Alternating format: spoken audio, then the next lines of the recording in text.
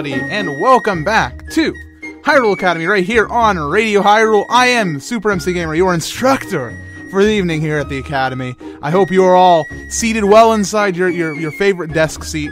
I see you all inside the back. You best put away your gossip stones. We are here to learn and to discuss The Legend of Zelda, one of the greatest series of all time, and the many fan theories and lore that surrounds it, as well as listen to some amazing music. In fact, we heard a wonderful song to start us off this evening. Some of you may recognize it. Then see inside the chat, though, you guys best be studying your music in your music theory class with Professor Eric. But Artificial Fear brought us that song, Artificial Fear, and it was his Song of Time metal cover.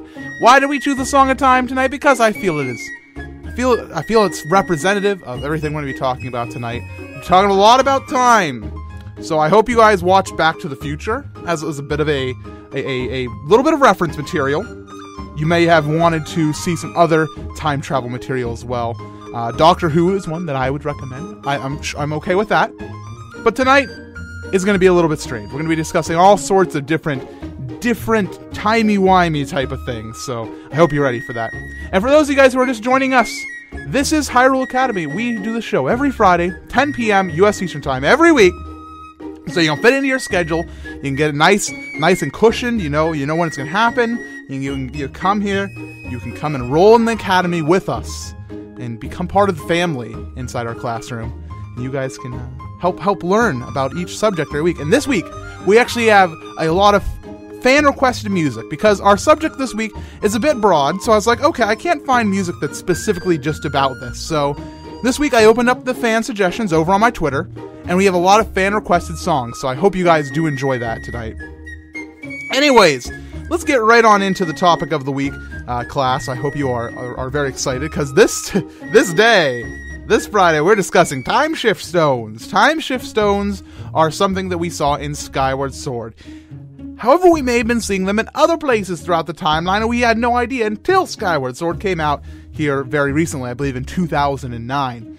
So in Skyward Sword, they are a giant purple-blue rock that when you hit it, a surrounding area around it goes back in time. The time is manipulated around them. It brings you into the past, specifically.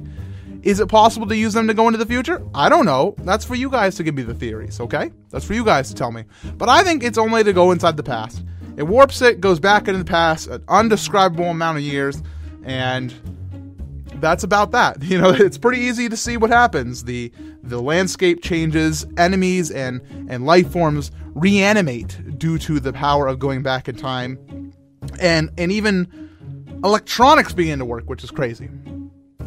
And Lanayru, the Lanayru province, is what mainly used this technology. And they used it for power. They used it to get energy. The question is, how did they use it to get energy? Well, I have my own theory that they use it to just like that raw power of whatever it is that causes it to go back in time. Instead, they are able to harness it and say, okay, instead of going back in time, Little Rock, you are going to just, I don't know, give power. It's a very simple concept in my head, but it's a lot more complex to say out loud. But I'd like to hear your guys' thoughts on that. And one more thing I'd like to mention is that Timeshift orbs also exist, which is a processed form of these Timeshift stones that the robots of Lanayru had turned into carryable objects, things that you can put inside these machines to give power, that you can use them to carry around a time pocket with you. It's very complex, it's very crazy. So imagine that. You have the power to shift time around you, and you can just carry it around with you. It looks a little heavy, but it's not too heavy. And I think that's crazy. That's basically what Timeshift stones are, but there's a lot of theory, a lot of things that we can talk about this. We can talk about this, and that's why I want to hear your guys' opinions. And I have a couple questions for you, class. I hope you all have been doing your research this week. If not, it's okay. You can always do research for next week's show, and I'll tell you all about next week's topic at the end of the hour. So my questions to you guys, the chat. First off, what items are made of Timeshift stone material? There's a lot of theories, and I already see them inside the chat. They're already scrolling by. So just go ahead, shout them out, and I'll rate them down here. And also, what about these orbs? Those are definitely made of time shift stone as well. How did they process that? That's what I want to know.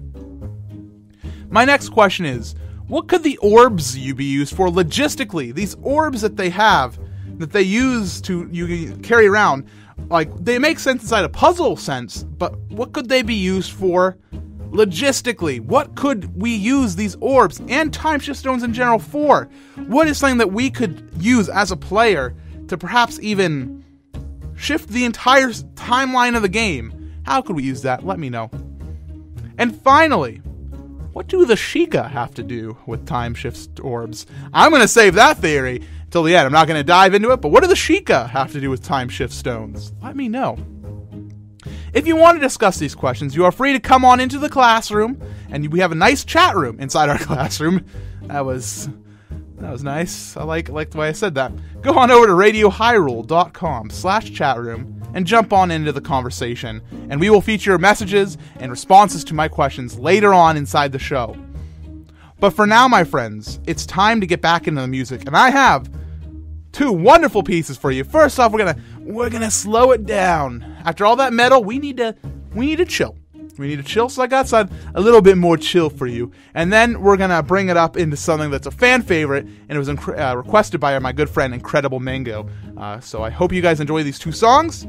I'll be seeing you guys in just a short bit. Keep typing and discussing these questions. I'll be inside the chat here right in a moment. You are listening to Hyrule Academy every week, right here on Radio Hyrule.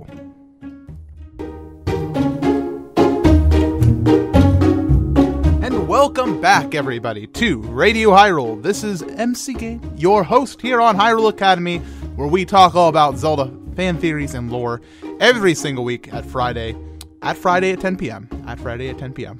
Not the best grammar, but you know what? It works. That's all that matters, everybody. So we've been listening to some wonderful music, and I'm going to run through it right now because we have some discussion to get to.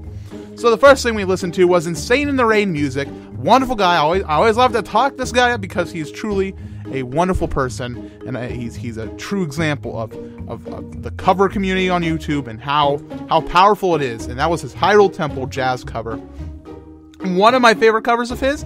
I am a little partial to the Link to the Past credits mix that he did, but you know what? This one's just as good. There's not a single bad song Insane Inside the Rain's library, which is why I love listening to him. I have his entire album downloaded and converted for my own personal use, of course, and I've talked to him on several occasions, and I love using his music during my live streams as well. We also got to listen to a song request from Incredible Mango, who requested me this week. He said, let's listen to Wind Waker Unplugged by Freddy Greddy, or however you say his name. I'm not quite sure. I'm going to go with Freddy Greddy, because that's how it reads in my head. And it's a very well-known, very loved song, so I hope you guys had a chance to take a listen to that. In case you had never heard it before, there it was. I hope you guys enjoyed it. Anyway, guys, let's get right on into our discussions for today. No guests this week. Hope you don't mind, because I got some big theories about this whole time shift stone business that I want to share with you. Now, the first thing is I'm going to run through two items. Two things that I know you guys were discussing in chat, and I'll touch on more of them inside our community discussion area of the show later on. But for right now, I want to touch on two particular items that might have to do something with time shift stones. And the first one is one that I have strong feelings it does, which is the Master Sword, or the Pedestal of Time. It's where the Master Sword rests, and when you pull it out, it has the ability to essentially lock you into time for many, many years. And I do not feel that there is time shift stone inside the Pedestal of Time. Or rather, inside the Master Sword. I'm getting it all mixed up. I don't think it's inside the Master Sword class. Do you know what? You want to know why? Because Link swings this thing around, he does all the stuff with it, and we forged the Master Sword ourselves in Skyward Sword. Did anybody see any time shift stones being put up into it? I don't think we did.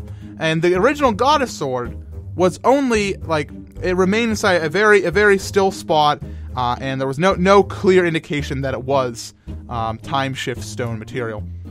But I do think the Pedestal of Time does have it in it. I think there's a little bit of sprinkled on time shift dust, because that allows not exactly time travel, but it allows entry into a different dimension. And I think the added power of Timeshift Stone could really, really help that out. I really think it could help it out. While the actual pedestal is made of stone, I think that it's definitely like, there's some inner workings of this pedestal. Why else would this little rock have a name? The Pedestal of Time. That's such an epic name. And I think that there has to be something more going on with it than we get, that more than meets the eye, so to speak. So that's my fan theory. My next fan theory is about the Wind Waker.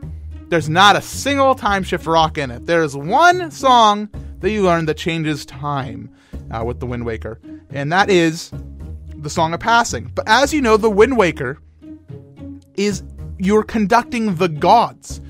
So you are telling the gods to do something. We don't need Timeshift stones to change the time because we are conducting the gods. And that is, in my opinion, enough to seal that entire theory off. The power is the gods, not any stones or the actual Wind Waker itself. The Wind Waker may speak to the gods, but the Wind Waker itself does not have any inherent powers. Lastly, I want to touch on the theory of the Sheikah. You guys haven't talked about this, and I want to try and maybe push the discussion along a little bit. So why do I think the Sheikah are very important to these Timeshift stones? I think that these Sheikah were the original people who discovered Timeshift stones, and they discovered their use. And while they put the robots to work on mining them and all this stuff, the Sheikah were the controllers of it. And would you like some examples of why I think the Sheikah were so instrumental in the use of Timeshift stones and having like a monopoly on it, so to speak? Well, first of all, the Sheikah symbol is on Timeshift stones that are processed, not on unmined ore. I think it is very important that perhaps after mining and cleaning up ore, the Sheikah would stamp their symbol on it to show that it is theirs. It is theirs. And who guards possibly one of the biggest Timeshift stone materials in existence, what we're going to talk about later, the Gate of Time. The Gate of Time is guarded by Impa, both inside the future and the past. And Impa is also has the power to know how to open it. Impa can open it when you first meet her, or when you first encounter the Gate of Time inside the Temple of Time and Skyward Sword. So I think Impa is very instrumental in that. Impa is the Sheikah who guards the biggest Timeshift stone product ever made. You must be saying, well, there must be more, right? Yes, I have more information, guys. So, we're going to tie this all together to a couple weeks back. The Ocarina of Time had to be made, and there's a lot of theories that it is made out of Timeshift stone, and even the history even hits at it. Well, who possibly made this ocarina? Who possibly came up with the songs to play on this ocarina? The Composer Brothers, who are theories that we strongly came up with last week, or a couple weeks ago, stated they were also Sheikah.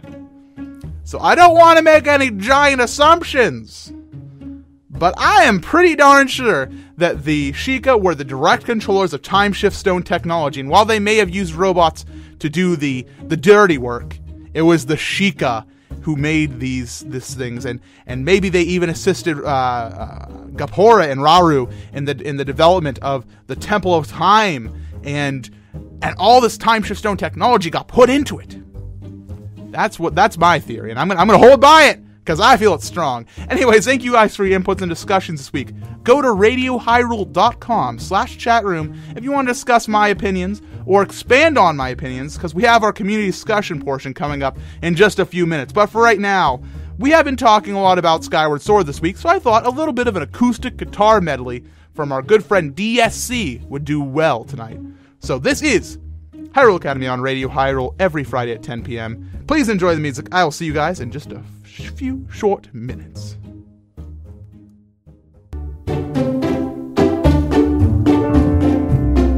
Welcome back, everybody, to Hyrule Academy right here on Radio Hyrule every single Friday night at 10 p.m. U.S. Eastern Time. We talk about Zelda lore and fan theories, and we have a great time listening to some wonderful music. It's a wonderful show, and I'm very honored and privileged to be with you all here this evening. And we have a lot of discussions coming from you guys about this week's topic. Lots of things inside my little Word document here on my second monitor. So we'll get into that in just a few short moments. But first, you guys want to know what you've been listening to, because it was wonderful, wasn't it? It was absolutely great. It was the Skyward Sword acoustic guitar melody. Or medley? Not related to the Bird Woman at all. but that was by DSC. DSC, wonderful, wonderful cover artist, and we'll be hearing a little bit more out of DSC this evening. In fact, I know 2 DSC, 1 evening. This it's madness, but it's okay because he's so good. He's so good. Anyways, let's get right on into our discussions this evening. So you guys have been talking to me. You guys have been talking real good about Timeshift stones this week, and I got lots of things. I'm going to run through the list right now. The first thing, I got a question answered about how were they used logistically, and Slowpoke is the gamer gave me a wonderful response. The orbs were used for mobile power, like a battery. As one puzzle in Skyward Sword is essentially, we need to put this orb here to power the facility, but it's sitting halfway through the building. And that pretty much summarizes everything pretty well with the Timeshift stones, or the Timeshift orbs. They were able to concentrate the power of Timeshift stones in some sort of manufacturing process. That's probably why they have the mining facility and other such areas inside Lanayru Desert, that they were able to compress this power down into an orb, and it's so powerful it can even generate electricity. And I think that's really wonderful that the robots or the Sheikah or whoever were able to harness that power in such a way that it was made absolutely amazing. I think it's absolutely great, the Timeshift orbs. And it adds a lot of flexibility to a lot of theories, in my opinion. Captain Trina comes in, and we're going to start talking about what could be made out of Timeshift stone. And Captain Trina says, the gates of time in Skyward Sword are almost certainly made out of Timeshift material. And I can agree with that 100%. I think they are made completely out of Timeshift material. I think that they were created by either the robots or the Sheikah, or a combination of the two, as well as power from, ready for this, the Thunder Dragon. The Thunder Dragon, Lanayru himself, had to be involved inside the creation of some of these materials. Do you know why? Because there's a line that Captain Trina actually brought us as well. Captain Trina says the following line was inside Skyward Sword. We can't do anything with this Timeshift stone without Master Thunder Dragon's permission, Verm. And that is one of the robots near him. And so that kind of states that the Thunder Dragon was also involved with these Timeshift stones to some capacity. I'm going to add it to my own fan theory about the Sheikah by saying that the Sheikah directly worked with the Thunder Dragon to honor his wishes on how they should be used, and that the Sheikah, they're a very respectful race. They serve the entire royal family. Like they put all their hands inside. They are there to work, and so I think that they also would honor the Thunder Dragon the same, and maybe that's why he may have trusted them. Verm, I'm a robot. So Mercurial VG says, would the magic mirror from A Link to the Past count as a sort of Timeshift stone? And Slowpoke as the game kind of shoots down the idea and says, the mirror is more to switch worlds, not times. And that's pretty much correct. Well, there might be some sort of timey-wimey bits related to it. The Dark World is a different world. It's not a different time. So the magic mirror probably has nothing involved with that. Yasitaru comes in, however, and says, items supposedly made with Timeshift stones include Ocarina of Time, Phantom Hourglass, and the Phantom Sword. I don't know about the Phantom Sword. I don't have enough data in my brain to process that one. But the Ocarina of Time is a given. There was a Hyrule Historian reference to it, so if there's even a nod inside the Hyrule Historia, it's basically confirmed, because basically what they're saying is, could it be this?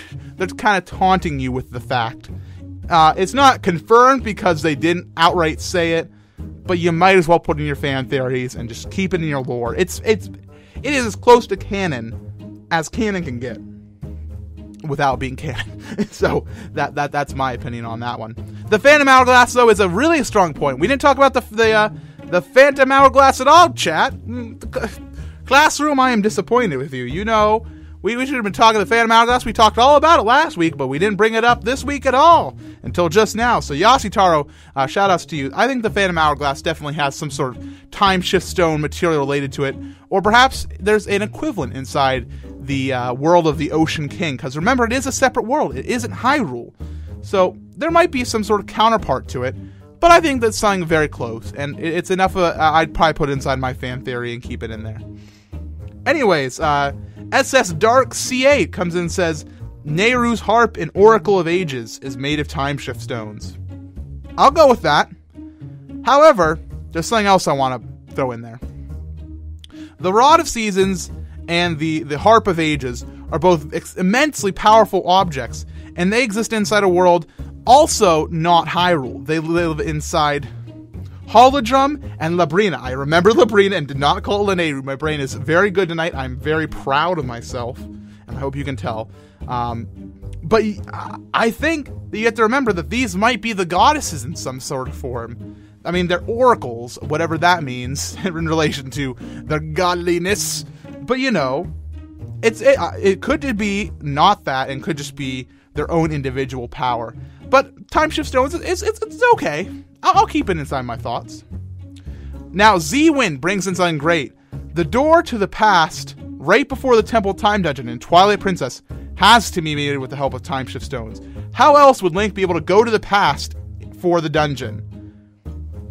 That's a great point, and it's expanded on by Doom Zombie, who says, the Temple of Time must have been lined with Timeshift stone dust. And I'm okay with both of these theories, because as you remember, the Temple of Time was built a long, long time ago by Gapora and eventually Rauru, his descendant. And I think that's wonderful, a wonderful thought there, that they worked with the Sheikah. And I'm again going on my own fan theory. If you don't like my Sheikah theory, you can just mute your brain for a moment every time I say Sheikah.